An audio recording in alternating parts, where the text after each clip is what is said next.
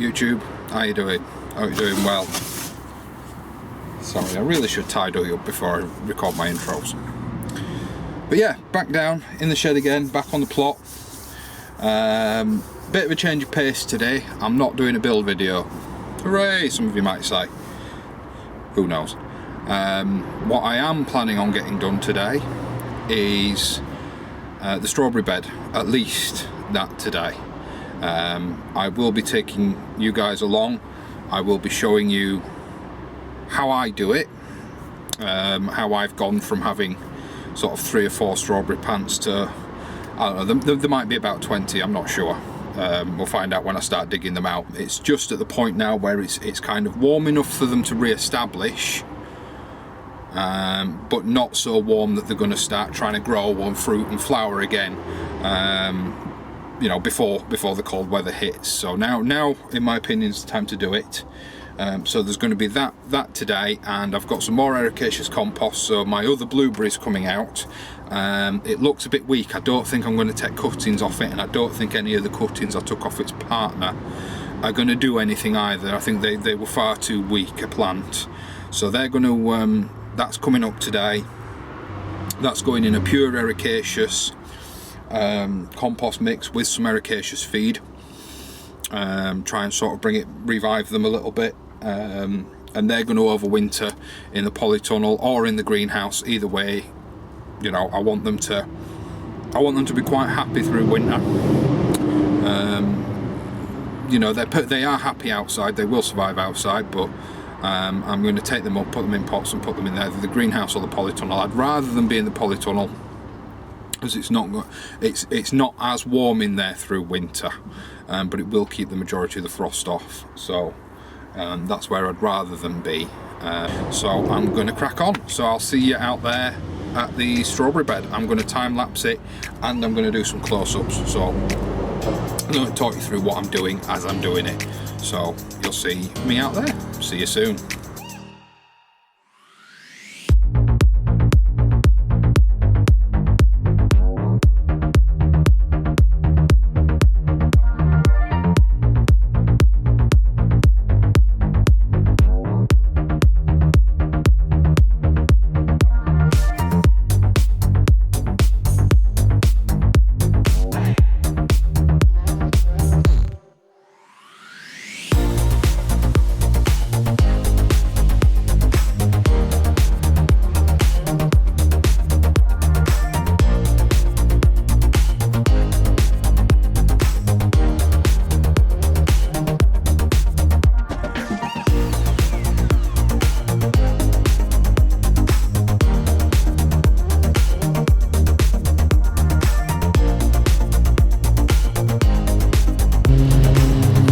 Guys, thankfully it looks like we might be wind free at the moment. I'm just going to quickly run you through what I've been doing, what you've been watching me doing on the time lapse, if you've been watching me do it at all. So this is where the strawberries were. You may notice they're in 2 different buckets. That's because I've got 2 varieties. I've got a standard red strawberry. I don't know what variety it is. I don't know what named variety it is anyway. It's an early strawberry. And then my late strawberry is pineberry. It's a white strawberry, meant to taste like pineapple. I can't say I really agree. You get more of the taste of the smell of pineapple right on the end of the strawberry. Either way, really nice, equally as prolific as your standard strawberry. So if you can get some, get some. I'm going to be selling these plants, some of these plants next year. Depending on how many runners I get this year, I might have some to do as a giveaway, or as sort of to sell through the channel or through the group. Anyway, we'll see. Or I might, you know, have some for swaps for some other varieties of strawberry plants. So, you know, I've cleared this bed. So the chickens are now eating all the grubs and little shoots on, and now I'm going to plant these guys on. Now then. I had a thought and a bit of a chat with some of the old boys on the plot. I think I'm wrong to put these strawberries in a small bed. So I think I've tidied up the bed, I've fed the ground. I'm going to put them back where they came from, with a bit more organisation and a bit more room between them. Yeah, and I'm going to take the 2 oldest, so that's my original pine berry, because I only started with 1, and my original strawberry, and I'm going to put them in the 30 litre pots. Reason being is what I'm going to do is I'm going to keep them guys, because they're going to produce the most runners, and we'll talk about runners in a minute, but they're going to produce the most runners, and if they're in a pot, the runners are easier to capture. So what I'm going to do is I'm going to fish out my 2 oldest, I'm going to put them in some pots with some fertilised compost. Yeah, I'm sure I'm doing the right thing here, and I'm going to put the young plants back in the big bed. Yeah, I'm certain. So I'll put the time lapse back on the big bed, and now you can watch me what I've done in reverse. Or I could just play the same video in. No. I'm going to put them back in. Happy days, eh? But never be afraid to take advice. It's up to you whether you listen to it. In this instance, I am, because Farmer Jimmy, as we call him, or I think Mick is his real name, but is an old school, and strawberries are about as old school as it gets. So I'm going to take his advice. He says give them more space in the bigger bed, and instead of letting them run, keep some for runners, and then when they start sending out runners in summer, like they did really early this summer, clip them off, and hopefully they'll send out more fruit. So yeah, I'm going to do that.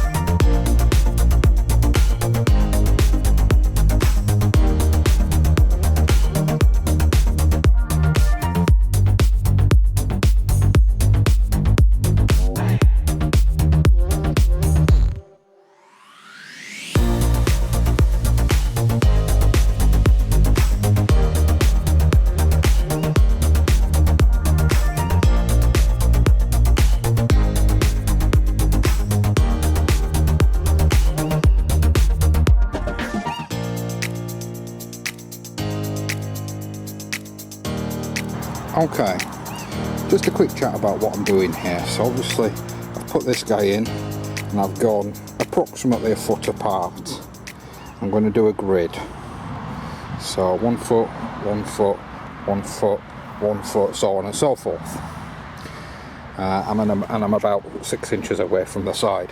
I'm just going to quickly talk about what I'm doing with this guy here. Now obviously, you know, it's put a lot of energy into this, and it has sent out more runners, but I'm gonna get it to focus on settling in after it's been dug up. So I'm gonna take these runners off and cut them off, and then that guy will go in up here. So I just wanted to quickly show you sort of, you know, what I'm doing. Okay, so back to digging. Okay, so here we go, here's what I've been up to. So as you've seen probably on the time lapse, I didn't record me doing both beds, but I'm going to talk about both now, is I've planted all the strawberries. Some of them you can't see because they're just sort of green sticks left, but I've replanted all the strawberries. I've gone for about 1.5 foot in between each plant. You should do about 2, but I'm just going to end up wasting space. So it's all nice and neat. I'm going to put a marker in here because this portion is white, all that is red. So I'm going to put a dividing marker in there somehow. I've also taken some of the reds, whites, because I had loads of whites, and done 2 rows in this smaller bed.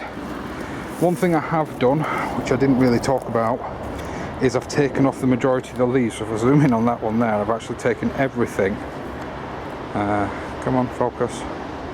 Everything apart from the growing tip is what I've taken there. Reason being is I want it to sort of recover a little bit, put some root growth on, and it's still, once again, as I've already said, it's still warm enough for them to do a bit of growing. I've kind of left this one because there should be more than enough nutrient in that bed. It's nutrient rich. So the next port of call is it's going to be in the polytunnel, filling a couple of buckets and planting some of the original mother plants that I'm going to keep for harvesting runners off.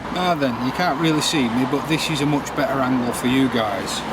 You can see what I'm going to be talking about on the plant. These are runners. Come down this side. And what they are is they're branches that come off the main plant, so they'll come off the main crown. And let's look at this end one here. And you'll see there'll be a node. Okay, and on that node you'll have leaves. Now if you bury this guy, as this guy has been in the soil, it'll send out roots. And this is what they call a runner. Now, if you want to capture these runners, and the neatest way to do it is to get these guys, get some wire, and say I'm going to show you how it's done, or how I do it, and put them in a pot of compost, pin them down with some garden wire, and let them take root. Once they've taken root, so about 2 to 3 weeks, you can then snip this, what you know essentially is sort of nicely known as an umbilical.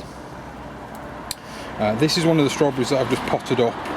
It's the mother one, so it's a couple of years old, so it's not really producing much fruit now. So I'm going to give it a water in, and then I'm going to get on with these runners. I should have everything I need sort of close at hand, so there shouldn't be too much to-ing and fro-ing. And what I'm going to do is I'm going to try and show it here. Because the one thing I did forget is one of the most important things, is I'm not doing these runners into soil like I have the mother plant. The mother plant's a lot stronger. It can take going into something that isn't an ideal or perfect environment for it. It's quite happy, you know, it'll survive. The runners, you want to give them every opportunity you can. So they're going into compost. So there we go, bag of compost. Just general purpose. It's nothing special. General purpose compost. I'm not even going to put any rooting powder. A little bit of garden wire. Then off we go. So you're going to want to pack your pot quite tight, because it's going to be a pig to get the thing to root. You can pack your pot with plenty of compost as best you can. I don't worry too much about things being overly neat, because what you don't want to do is this runner, sorry, it's not sucker, you don't bury the green node, you just kind of rest it on the top of the soil. So, as I've always said, buy local, some garden wire from my local garden centre, Silica Lodge, not sponsored. I'll do piece of wire and bend it into sort of a makeshift staple. I find it helps if it sort of bows in. And you get your plant, and you simply just, as neatly as you can, and hopefully without crushing any leaves, because it wants the leaves, is staple it in. So I'm going to do this, I'm going to try and get both of them. In fact, yeah, I'm going to try and get both of them. So I'm going to show you once more, and then it's on to the next and hopefully final job, because I'm getting hungry now. So once again, I mean, I've cut quite a bit of wire, but you know, you take it back out once the thing has taken and put them in a jam jar, and like me, if you're tight, you've got plenty more then, haven't you? So once again, like you're stapling it down, make sure it stays. What I'm also going to do, I'll find the big ones, because I'm going to take this off, because I mean I have snipped it off, but what you would find, there may well be another sucker on the end there, and you kind of want all the effort to go into that one. all the plant's energy to go into this one. I'm also going to clean this plant up a bit, get it to sort of try and focus on taking root and, you know, doing what I need it to do. Okay, so don't quite know where I was up to, but I'm trimming this off. So taking off the older leaves. I'm going to leave the young ones, and obviously I'm not going to cut the runners that I've just captured. But I'm going to take off any other runners that I see. That's a shame, I thought that was new growth. That one's new, so I'm going to leave that one. It's a nice light green leaf. So I'll leave that one on. I'll take this one off. And there we go. So I've got 2 captured runners. I'm going to capture that one as well, but I'm going to do that off camera. And I give these guys a good water. Now this is the one drawback of doing it in pots and containers, is the amount of watering you have to do. You have to keep them watered, and the compost, at least in my experience, dries out rather quickly. So I'm going to get these guys watered into the polytunnel, feed the chickens, and then I'm going home. Oh no, I've one more thing to do, which is potting up this blueberry. And in this blueberry, I tried to show it on the time lapse, but we've got ericaceous plant food. You can use Grow-Shaw Azalea rhododendron food, but they actually had that at the garden centre and it was cheaper. And then pure ericaceous compost mix. The reason I've done that is it's not in good nick. You know, it's a very upset plant. So I've tried to give it a good start. It's coming into a polytunnel. This one out here, which I have done on a previous video I think, was in the same condition as the one that's now in the polytunnel. This one's going to go and sit next to it. It's going to get the top dressing with that ericaceous food, and they're both going to spend the winter in the polytunnel, relaxing and recuperating. So hopefully they'll do well.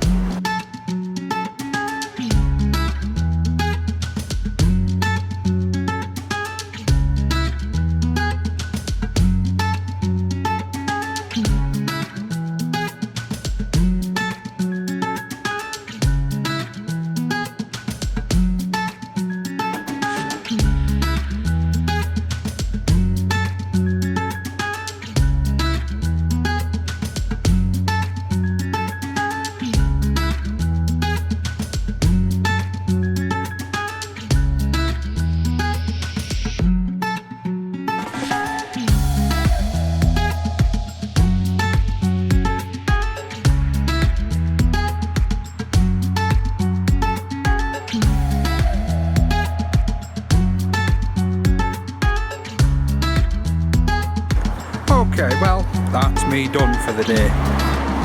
Let's very quickly show you cabbages I've just put in and the collies. Not that you can really see much, but I'll show you. And then I'm going home. So, one there, and quite a ways on one there. So, in each bed I've only got 8. It is pretty open and loose, but these guys, as I've said, are my overwinter jobbies. So, you know, I don't know if they're an overwinter variety. Just see what happens. If they don't survive, they don't survive. It doesn't really matter. So yeah, job done. So until next time, guys, let's not put you in the sun, eh? Until next time, I'll see you later.